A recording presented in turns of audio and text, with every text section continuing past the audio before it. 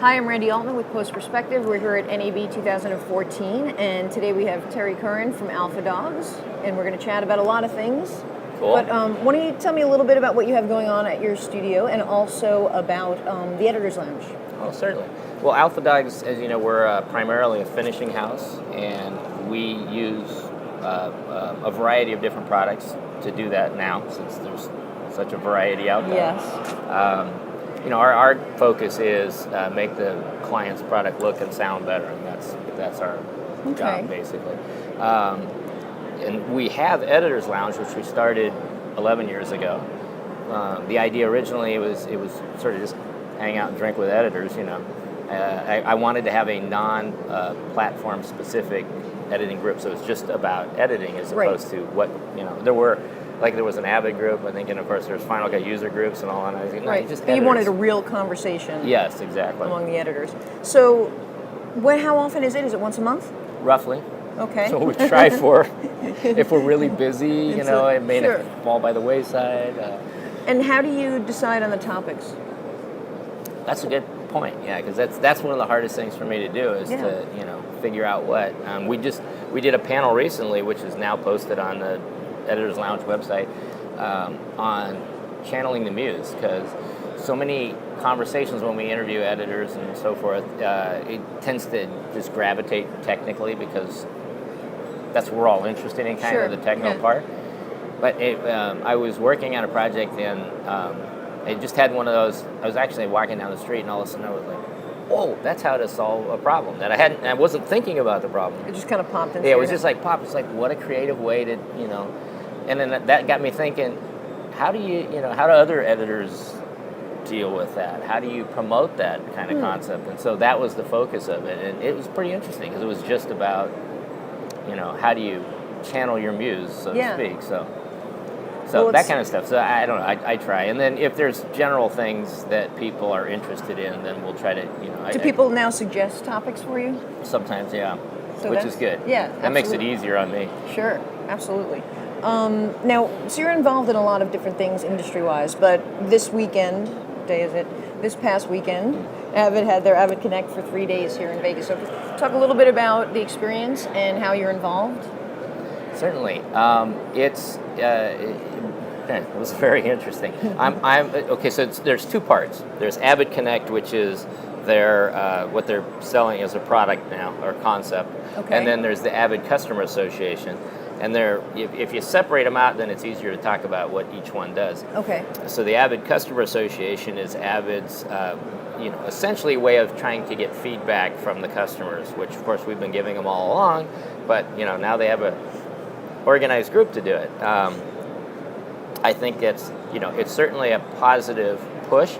The new CEO, Lewis, doesn't come from our industry, and his thing is the other industries like the tech industries and the financial industries that he comes from, he says this is a very common thing to have this sort of deal. So it would make perfect sense, right? Well, yeah, absolutely. Yeah. So I'm also I've been using Avid since early '90s, and the company has said before, we're listening and hasn't. So let's just say the proof's in the pudding and the jury's still out on this. Right. Well, a 3-day event, actually, it sort of implies they're incredibly serious about it, right? I mean, but you can't say the 3D event was about Avid Customer Association. I think it was more about the Avid Connect, which is the separate. So we'll talk about that in a moment. Okay. What was interesting for me being on, I filled in because I'm going to be on the community board, I think, but I filled in on the Executive Leadership Council, which is the top. I covered another editor I know, and it was strange because traditionally, as a post house, we think of Avid doesn't really care about us that much because they're the big clients. It's like Disney, et cetera, or ABC or something. The broadcasters are there, and I understand that. I mean, it's a business, so I'm fine with that. But I've always just assumed, if ABC wants something, they get it, and the rest of us, not wait so much. Until maybe it trickles down. Yeah, exactly. Hopefully, they want the same thing we want. Yeah.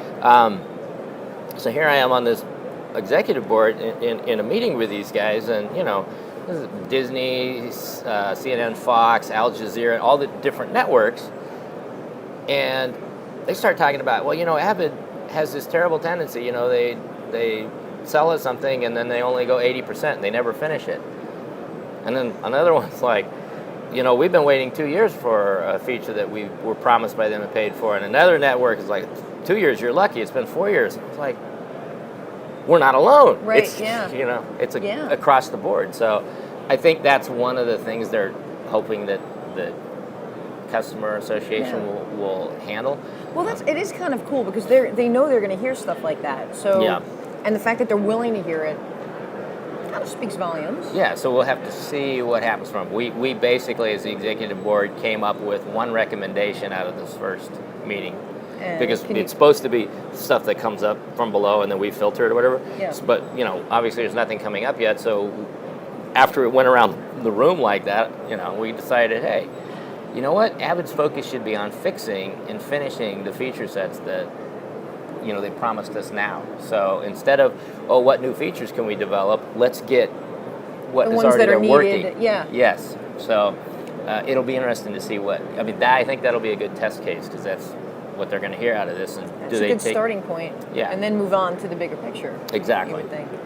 Avid Connect is a whole different thing, and that's their concept of, it's basically a cloud-based universe. Was that like, it's Avid everywhere? Yes, Avid right? everywhere. Okay. That's kind of what they were really pushing. So that was the other part of that was the big part of the event. You know. Now, is that something that you could see your studio using? Well, and I'm glad you asked that because not really. It's interesting. You know, if you can watch the whole presentation online if you really want to get it. But the in a nutshell is, you know. The music composer in his garage can compose some music, and then he can connect in Pro Tools online live with the guitar player in Europe. Yeah. And you know, and then he can put it up on the Avid marketplace, and a promo producer at ABC could buy it, and all the rights and everything are handled by Avid, right? So it's okay.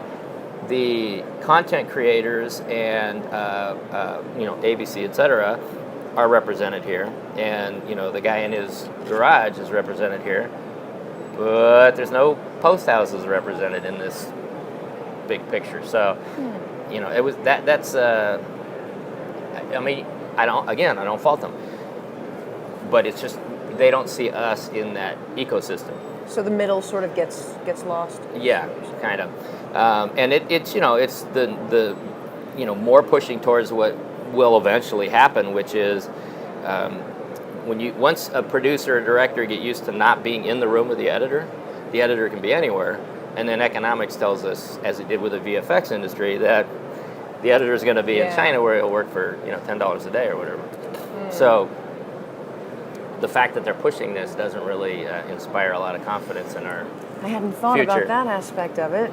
Yeah, well, they don't want to talk about that because that's not real important to them.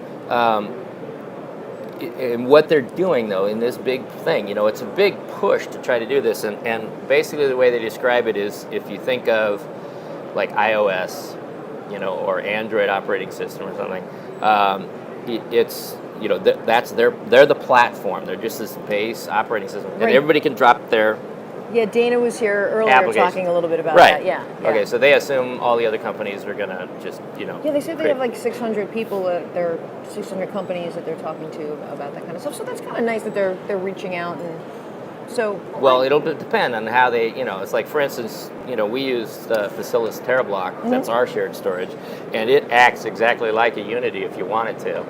And, you know, now they're saying, well, see, now Facilis can get the API from us and be approved by us, and it'll tie in the way it's supposed to. But it already does tie in the way it's supposed to. Right. And the Facilis folks are going, well, how much are they going to charge us for all of this? So there's a, you know, there's another shoe to drop yet we haven't heard about. You know, if it's a huge fee, then I don't think the manufacturers, other companies, are going to be jumping into this. Right. But at any rate, Avid's trying to position itself like a Google or Apple, or, you know, and I think they're playing in that bailiwick now and are attempting to. So it's a big change. chunk to go for. I don't know. Well, what else have you seen walking around the show? So today's Wednesday. You've been here Yes. 2 days, well, longer. for Relatively Avid. boring show, which you kind of expect because NAB tends to go in 2-year cycles. Like 1 year they announce, hey, this is the new thing, and then the next Right. year it's like, well, here's how you can actually work with it. So last year was 4K, and That's this right. year there's a bunch of 4K solutions sort of out there, even though it's kind of a not something that I personally believe in. I understand. Actually, so what about all these cameras that are being introduced by? Yeah, these- everybody. So, do you think it's a good thing? Because I was talking to some independent filmmaker the other day at an Adobe event, and their movie was shot with whatever they could have gotten, like on the weekend that they were shooting. So, Yes. like whoever had a camera that they. So, Yeah. are you seeing that more and more? And do you believe that maybe this is a good thing because they could grab whatever affordable camera is available and. Well, yeah, I mean it's good in some senses. It's certainly because it ups the competition, forces everybody to do something. Right. Try But- to do better each time and. Yeah, but what everybody leaves out of this conversation when they're all coming up with cameras, it's so cheap, is the lenses. Because that's they're selling camera bodies, not lenses, and lenses are Right. still really expensive. So until the same effect hits the lens market, where all of a sudden there's cheap lenses that are really good quality, it's still very expensive to okay, great, you got a $2,000 camera from Blackmagic, but you need a $30,000 lens on it to shoot a really good picture. So those kind of things aren't being talked about. They are by you. Oh, well, there you go. Anything else that you saw that you Well, let's see. interested in? 8K, NHK was showing their 8K broadcast, and it looks, you can get as close as you want to the monitor, and you don't see any pixels basically. But when you stand back where you would stand from that size or sit from that size of a monitor, it looks like HD. I mean, you can't tell them apart. Have you been over to Canon to see their 4K essentially color grading monitor? Yeah. You wait and see. Yeah, it's a wait and see. I love the Sony's OLEDs, and that Sony has also their 4K grading monitor sitting next to the the OLED for Okay. HD, and the OLED of course looks better because it's got better OLED. blacks, etc. So Yeah. it's hard with LCD technology; they just can't do it. So until they get the 4K OLED or whatever, it's not going to really matter. But if you go to the Dolby booth and you look at their HDR, their high dynamic range monitor, which is if you saw it at the Tech Retreat, HB Tech Retreat, Yeah. that is amazing because they're sitting there now. You've got HD on their good monitor, and then you've got HD on their high dynamic range monitor, and it pops. It's the kind of thing where if you took my parents and said, "Can you see the difference between those two monitors?" They go, "Absolutely." If you took them, stood them 10 feet away from an HD monitor and a 4K monitor playing the same material, they wouldn't see the wouldn't know. difference. So I think Dolby's onto something there. We'll see what happens with it. Terry, thank you for stopping by. It's always fun and always a pleasure. Oh, thank you. and don't forget, drink lots of water. Hydrate, chapstick. It's all very Yes. important.